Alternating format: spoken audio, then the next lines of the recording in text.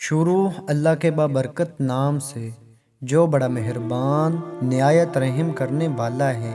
मेज़ पे खाना लगाते हुए उसका पूरा ध्यान प्लेटें सजाने में था और मेरी आंखें उसके चेहरे पे जमी थी। मैंने आहिस्तगी से उसका हाथ थामा तो वो चौंक सी गई। मैं तुमसे एक ज़रूरी बात करना चाहता हूँ। काफ़ी हिम्मत जताने के बाद बिल आखिर मेरे मुंह से निकला। वो चुपचाप कुर्सी पे बैठ गई। उसकी निगाहें चाहे मेज़ पे मरकूज़ थीं, पर उनमें से उठता दर्द मैं बखूबी महसूस कर रहा था। एक पल के लिए मेरी ज़बान पे ताला सा लग गया, पर जो मेरे दिमाग में चल रहा था उसे बताना बहुत ज़रूरी था। मैं तुम्हें तलाक देना चाहता हूँ। मेरी आंखें झुक गईं। मेरी उम्मीद के बरक्स उसने किसी किस्म की हैरानी या परेशानी का इजहार ना किया, बस नरम लहजे में इतना पूछा, क्यों? मैंने उसका सवाल नज़रअंदाज किया। उसे मेरा ये रवैया गरां गुजरा। हाथ में पकड़ा चम्मच फर्श पे फेंक के वो चिल्लाने लगी और ये कहकर वहाँ से उठ गई कि तुम मर्द नहीं हो। रात भर हम दोनों ने एक दूसरे से बात नहीं की। वो रोती रही। मैं जानता था कि उसके लिए ये जानना ज़रूरी है कि आखिर हमारी शादी को हुआ क्या है। मेरे पास उसे देने के लिए कोई तसल्ली बख्श जवाब नहीं था। उसे क्या बताता कि मेरे में उसकी जगह अब किसी और ने ले ली है। अब उसके लिए मेरे पास मोहब्बत बाकी नहीं रही। मुझे उस पे तरस तो बहुत आ रहा था और एक पछतावा भी था, पर अब मैं जो फैसला कर चुका था उस पे डटे रहना ज़रूरी था। तलाक के कागजात अदालत में जमा कराने से पहले मैंने उसकी एक कापी उससे थमाई, जिस पे लिखा था कि वो तलाक के बाद घर, गाड़ी और मेरे ज़ाती कारोबार के 30% की मालकिन बन सकती हैं। उसने एक नज़र कागजात पे दौड़ाई और अगले ही लम्हे उसके टुकड़े करके ज़मीन पे फेंक दिए। जिस औरत के साथ मैंने अपनी ज़िंदगी के 10 साल बिताए थे, वो एक पल में अजनबी हो गई। मुझे अफसोस था कि उसने अपने अनमोल जज्बात और कीमती लम्हे मुझ पे ज़ाया किए, पर मैं भी क्या करता। मेरे दिल में कोई और इस हद तक घर कर चुका था कि उसे खोने का तसव्वुर ही मेरे लिए नामुमकिन था। बिल आखिर वो टूट के बिखरी और मेरे सामने रेज़ा रेज़ा हो गई। उसकी आंखों में आंसुओं का समंदर उमड़ आया था। शायद यही वो चीज़ थी जो इस तलाक के बाद मैं देखना चाहता था।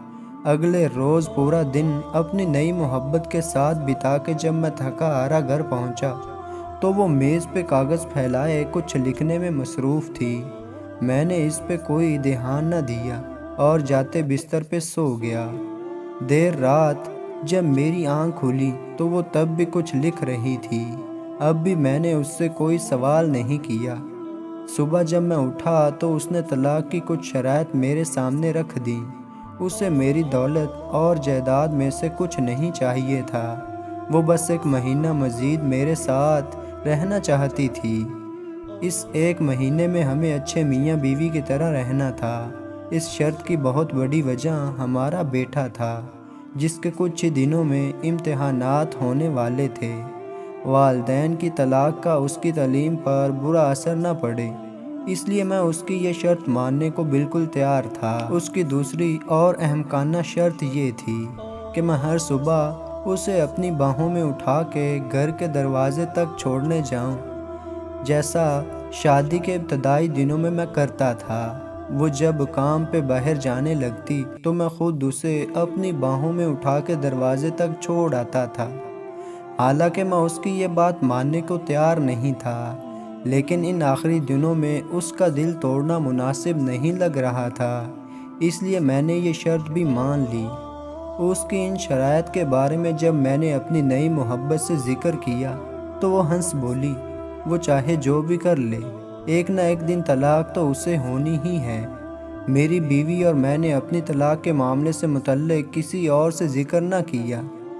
शर्त के मुताबिक पहले दिन जब मुझे उसे उठा के दरवाजे तक छोड़ने जाना था, तो वो लम्हात हम दोनों के लिए बेहद अजीब थे। हिचकिचाते हुए मैंने उसे उठाया तो उसने भी अपनी आंखें बंद कर ली। इतने में तालियों की एक गूंज हम दोनों के कानों में पड़ी। पापा ने मम्मी को उठाया हुआ है। ہمارا بیٹا خوشی میں جھوم رہا تھا۔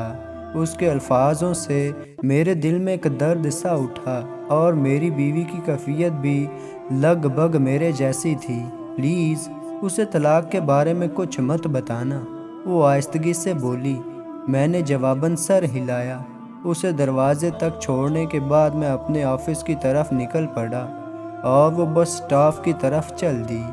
اگلی صبح اسے اٹھانا میرے لیے قدرے آسان تھا، اور اس کی ہچکچاہٹ میں بھی کمی تھی۔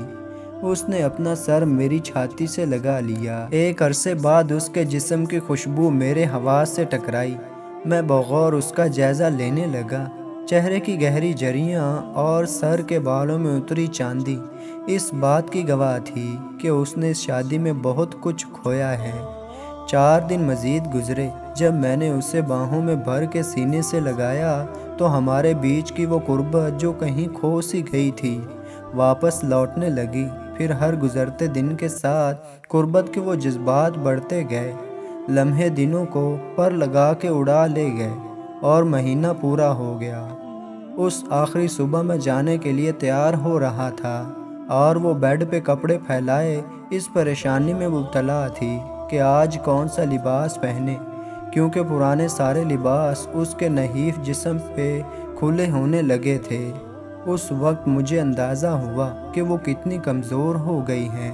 شاید اس لیے میں اسے آسانی سے اٹھا لیتا تھا۔ اس کی آنکھوں میں امڑتے درد کو دیکھ کر نہ چاہتے ہوئے بھی میں اس کے پاس چلا آیا اور اس کے کندھے پہ ہاتھ رکھا۔ پاپا، ممی کو باہر گھمانے لے جائیں۔ ہمارے بیٹے کی آواز میرے کانوں میں پڑی۔ اس کے خیال میں اس پل یہ ضروری تھا کہ میں کسی طرح اس کی ماں کا دل بہلاؤں۔ میری بیوی بیٹے کی طرف مڑی اور اسے سینے سے لگا لیا۔ یہ لمحہ مجھے کمزور نہ کر دے، یہ سوچ کے میں نے اپنا رخ موڑ لیا۔ آخری بار میں نے اسے اپنی باہوں میں اٹھایا۔ اس نے بھی اپنے بازو میری گردن کے گرد حائل کر دیے۔ میں نے اسے مضبوطی سے تھام لیا۔ میری آنکھوں کے سامنے شادی کا وہ دن گردش کرنے لگا جب پہلی بار میں اسے ایسے ہی اٹھا کے اپنے گھر لایا تھا، اور وعدہ کیا تھا کہ مرتے دم تک ایسے ہی ہر روز اسے اپنے سینے سے لگا کر رکھوں گا۔ میرے قدم فرش سے شاید جم سے گئے تھے، اسی لیے میں وہ مشکل دروازے تک پہنچا۔ اس نیچے اتارتے ہوئے میں نے اس کے کان میں سرگوشی کی۔ شاید ہمارے درمیان قربت کی کمی تھی۔ وہ میری آنکھوں میں دیکھنے لگی، اور میں اسے وہیں چھوڑ کر اپنی گاڑی کی طرف بڑھا۔ تیز رفتار میں گاڑی چلاتے ہوئے بار بار ایک خوف میرے دل میں گھر کر رہا تھا کہ کہیں میں کمزور نہ پڑ جاؤں، اپنا فیصلہ بدل نہ دوں۔ میں نے اس گھر کے دروازے پہ بریک لگائی جہاں نئی منزل میرا انتظار کر رہی تھی۔ دروازہ کھلا اور وہ مسکراتے ہوئے میرے سامنے آئی۔ مجھے معاف کر دو، میں اپنی بیوی کو طلاق نہیں دے سکتا۔ میرے منہ سے نکلے یہ الفاظ اس کے لیے کسی دھماکے سے کم نہیں تھے۔ وہ میرے پاس آئی اور ماتھے پہ ہاتھ رکھ کے بولی، شاید تمہاری طبیعت ٹھیک نہیں ہے، یا پھر تم مذاق کر رہے ہو۔ نہیں، میں مذاق نہیں کر رہا۔ شاید ہماری شادی شدہ زندگی بے رنگ ہو گئی ہے، پر میرے دل میں اس کے لیے محبت اب بھی زندہ ہے۔ بس اتنا ہوا، ہم ہر وہ چیز بھول گئے جو اس ساتھ کے لیے ضروری تھی۔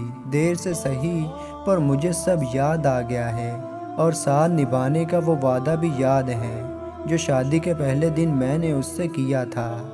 نئے ہر بندھن کو توڑ کے بعد میں پرانے بندھن کو دوبارہ جوڑنے کے لیے واپس لوٹا۔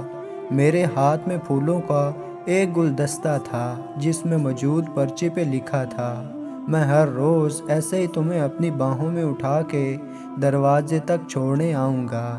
صرف موت ہی مجھے ایسا کرنے سے روک سکتی ہے۔ میں اپنے گھر میں داخل ہوا اور دوڑتے ہوئے سیڑھیاں چڑھنے لگا۔ میرے پاس اپنے بیوی کو دینے کے لیے زندگی کا سب سے بڑا تحفہ تھا۔